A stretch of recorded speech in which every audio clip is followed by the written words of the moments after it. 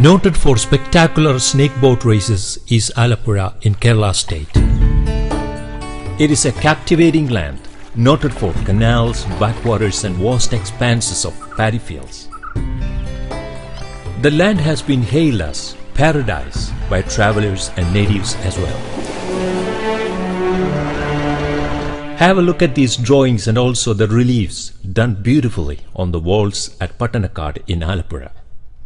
Here in this village lived a talented artist, adorned by his family and the people of his village. The villagers lovingly called him Ramesha.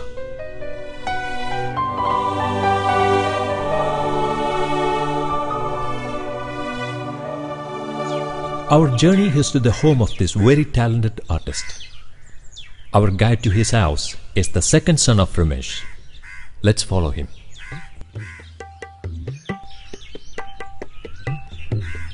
Come in. Did the tabla invite you to the house? Shocking. This is the present state of that painter, sculptor, tableist. Now his consciousness is bereft of color, rhythm and music.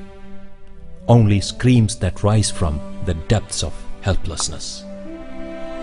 Those screams are shattered and meaningless.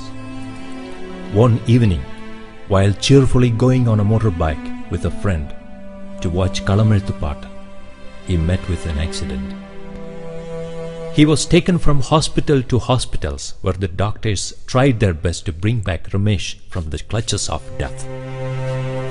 They succeeded, but even death stood ashamed at the plight of Ramesh and his family. The setting sun that day was drenched in red.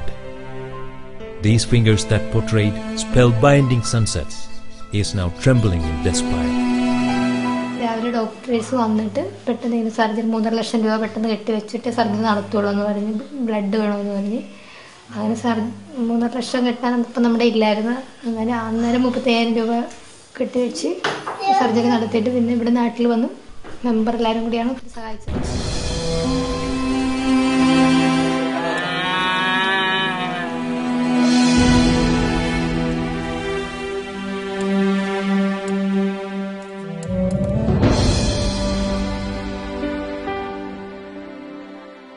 At a time when Maya did not have a clue on what to do, the Chief Minister's mass contact program took place in Alappuzha. On December 22nd, 2011, people flocked to the venue to unload their burden and miseries on the Chief Minister. In no time, they realized that there is a man who can listen to their grievances and empathize with them. He personally met 47,569 aggrieved people and settled 34,421 complaints on the spot. It was a marathon 19 hours that the Chief Minister spent without a wing. The Chief Minister, who met Ramesh inside the ambulance, gave a patient ear to the grievances of his family. He sanctioned immediate financial assistance and an order for granting pension.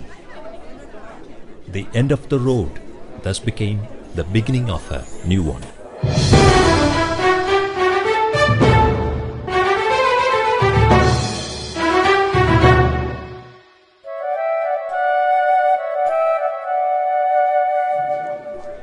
The mass contact program that took place in all the 14 districts of the state of Kerala brought solace to thousands like Ramesh. During its course, the Chief Minister met 5.45 lakh people, which roughly corresponds to representatives from 5.5 lakh households out of the total 66 lakh households in Kerala.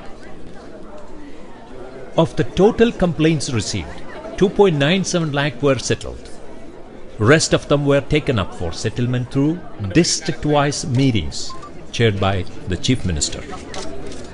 A total of Rs 22.58 crore was distributed as financial assistance. There is no parallel elsewhere in the world for a democratic governance like this that was conducted in so less a time and cost effectively for solving the problems of so many people.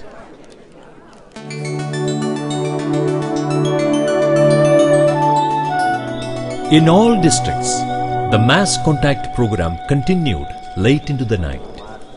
In districts like Kottayam, Ernakulam and Alappuzha, the program went beyond 19 hours.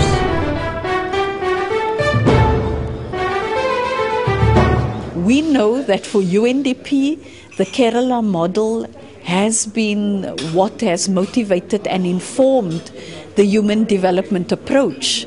We also see the Kerala model as a reflection of democratic governance, where it brings the socio-economic side along with a very strong rights-based voice participation, transparency, and of course the question of a mobilized and empowered citizenry. It was after 10 o'clock at night, after the mass contact program in Malappuram, that the Chief Minister set out for the next venue in Wayanad, a district predominated by tribals lying 125 kilometers from Malappuram. After a 2-hour sleep, the Chief Minister headed for Kottangara, the remotely located tribal hamlet inside the Wayanad Wildlife Sanctuary. It was for the first time that a Chief Minister visited the tribal people of Kottangara, who are living under constant threat of wild animals. Oommen Chandy, who was keen to put an end to their miseries, walked through the forest and grasslands to reach them. He declared the intention of his government to rehabilitate the tribal people without waiting for financial assistance from the union government. This direct intervention of the highest order gave them a new lease of life. വീട് പണിയാനുള്ള permission കൊടുക്കാൻ കൂടി നിങ്ങൾക്ക് കിട്ടുന്ന അധികാരമായിട്ട് തന്നെ വരും, അത് സംശയമൊന്നുമില്ല. I'm astonished that, for example, out of the 40 lakh families in Kerala, he could actually talk to 5 lakh of them in the space of 2 months and then maybe resolve close to 4 lakh families' complaints. Very often I also know that these complaints are of personal in nature, but we are living in a certain time and space where the personal is also political. So it is very consoling, very consoling and encouraging to know that the Chief Minister of the state, whom you elected in great faith, full faith, actually has the generosity of spirit and a sense of purpose to come into the middle of the population and talk to them and deal with their problems.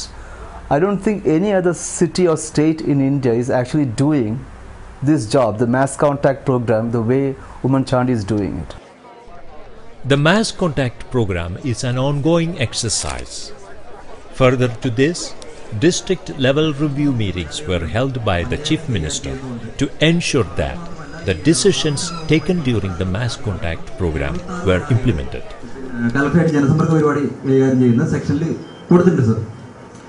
സെക്ഷനിലായിരുന്നില്ല കൊടുക്കേണ്ടിയിരുന്നത്. നിങ്ങളത് ഒന്നുകിൽ കളക്ടറുടെ അല്ലെങ്കിൽ ADM അതുപോലുള്ള അല്ലെങ്കിൽ ഇതിൻ്റെ മൊത്തം ചുമതലയുള്ള ഉദ്യോഗസ്ഥനെ കണ്ട് അത് കൊടുക്കേണ്ടിയിരുന്നു. നിങ്ങൾ അപ്പോൾ ആ സെക്ഷനിൽ നിന്ന് അത് മൂവ് ചെയ്തിട്ടില്ലല്ലോ. അതിന്റെ റെസീറ്റ് കൈപ്പറ്റിട്ടുണ്ട് സർ, ഇവിടെ കൊടുത്തതിന്റെ റെസീറ്റ് നിങ്ങളുടെ കയ്യിലുണ്ട്. അതുകൊണ്ട് ആർക്കെങ്കിലും പ്രയോജനം കിട്ടിയോ? ഇല്ലല്ലോ. പഞ്ചായത്ത് വഴിയാണ് വികലാംഗ പെൻഷൻ കൊടുക്കുന്നത് എന്ന് അറിയാഞ്ഞിട്ടല്ല നിങ്ങളെ ഏൽപ്പിച്ചത്. The insights gathered from the mass contact program echoed in the cabinet meetings, which resulted in significant changes in governance. ജനസമ്പർക്ക പരിപാടിയിൽ വന്ന നിവേദനങ്ങളുടെ അടിസ്ഥാനത്തിൽ അത് സംബന്ധിച്ചുള്ള റിവ്യൂവിൽ വന്ന നിർദ്ദേശങ്ങളുടെ അടിസ്ഥാനത്തിൽ വിവിധ പ്രശ്നങ്ങൾ ഞങ്ങൾ ചർച്ച ചെയ്തു. In one such session, for the first time in the country, a decision was taken to provide the physically challenged with motorized three-wheelers free of cost. പാവപ്പെട്ടവൻ്റെ ആ ബുദ്ധിമുട്ട് മനസ്സിലാക്കിയ ഒരു മുഖ്യമന്ത്രിയാണ്. അതുകൊണ്ടാണ് ജില്ല തോറും പുള്ളി ഇത് നടത്തുന്നത്. ഇതിൽ ഈ കേരളത്തിലുള്ള എല്ലാവരും ഇതിൽ പങ്കാളിയാവുമെന്നാണ് ഞങ്ങൾ പറയുന്നത്. അത്രയും ഈ മുഖ്യമന്ത്രിയുടെ ഒരിത് കരയണത് വേറെ ഒന്നും കൊണ്ടല്ല, സന്തോഷമുണ്ട്. This is the house of Chief Minister Oommen Chandy. Every Sunday, the courtyard of this house gets crowded with people. To Oommen Chandy, the mass contact program is not just something that makes an appearance all of a sudden one day and then vanishes without a trace on another. It is a practice that has been going on for the past 4 decades at this very courtyard of his house. Countless people have walked in here, have lived with a great deal of happiness.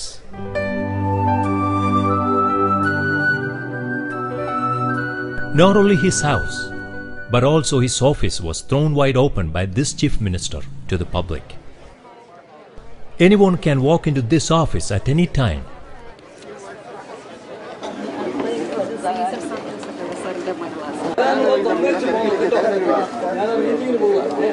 Oommen Chandy takes the credit of being the first chief minister who was bold enough to have his office shown live 24 hours through the internet.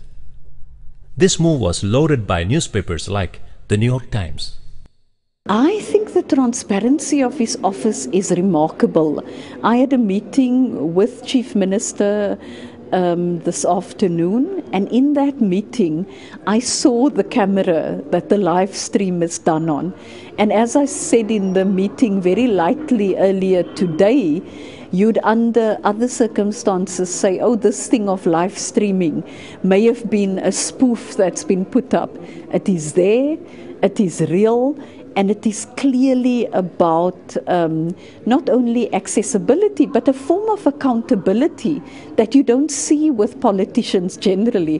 I think this puts quite a great pressure on other politicians who have not gone up this road as yet. A call center functioning round the clock as a part of his office enables people to get in touch with the chief minister. A whistleblower facility was put in place as a deterrent against corruption and protection for the informer. Assets were declared by ministers, personnel staff, and also government officials. The chief minister literally created history when his government implemented 102 programs within the first 100 days of his coming to power. You know, it's wise to take our lessons from history. And from history we know that rulers of old, kings, queens, emperors, they gave as much importance to their Divane Khas, which is their council of ministers, as they did to the Divane Aam, which is the assembly of the people. And whether our chief minister in Kerala has taken his lessons from history or not, I don't know. But what I do see is that by reaching out with this mass contact program of his directly to the people, he is ensuring not just efficient governance, but the most incorruptible form of governance.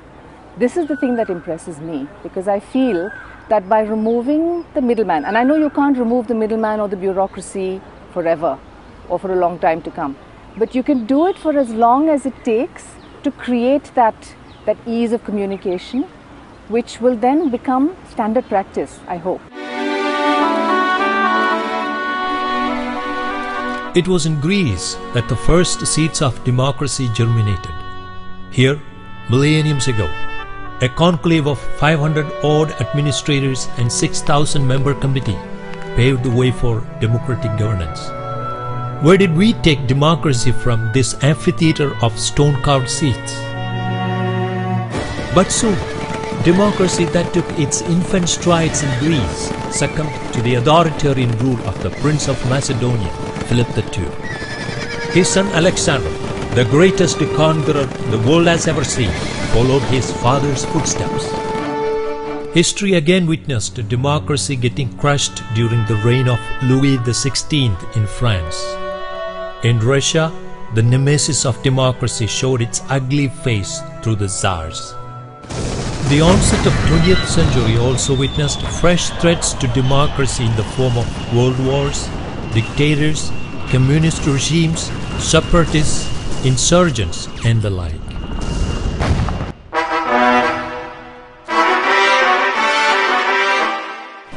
By the early 21st century, the world witnessed more intense struggles for democracy.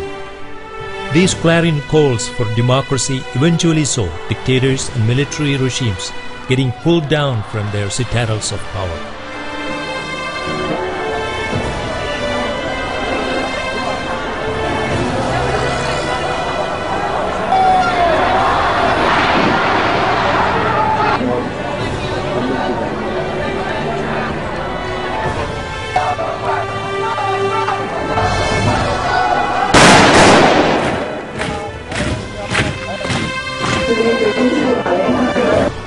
Democracy is gaining strength by the day wherever it is practiced. The informal town hall meeting of the American president is one among them. We can now see the appearance of complaint boxes in the UAE and other countries. Citizen arrest has become popular in Canada. The situation now empowers citizens to punish the guilty.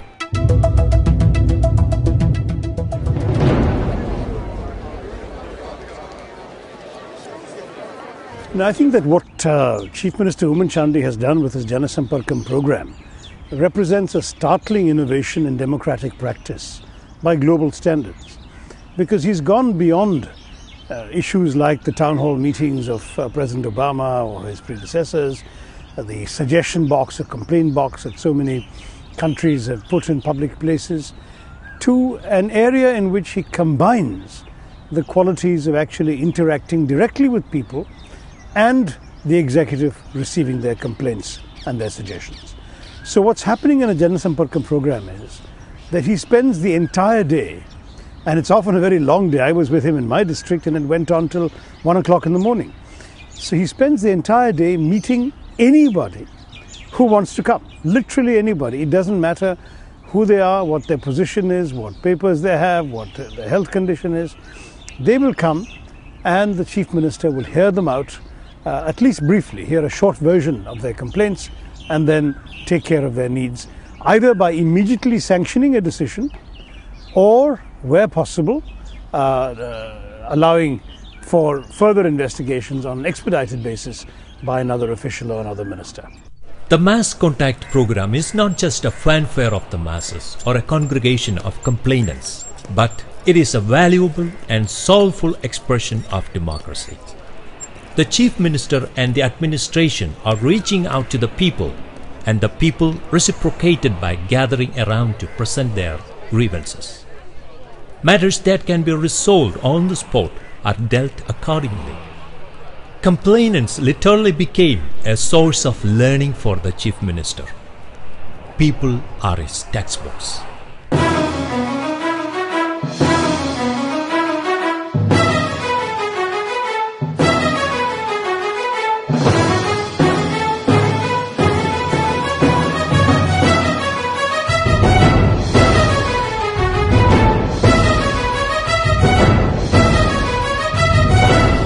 While rest of the world experiments with democracy, Kerala has come up with a hallmark of its own in democratic governance.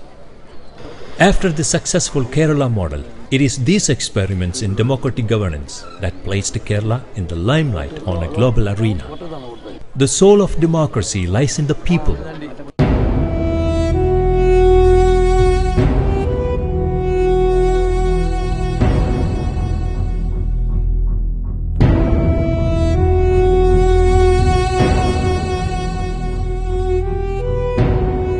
Here is a Chief Minister standing next to them who can touch their souls and the soul of democracy. This is the message that Kerala delivers to the world.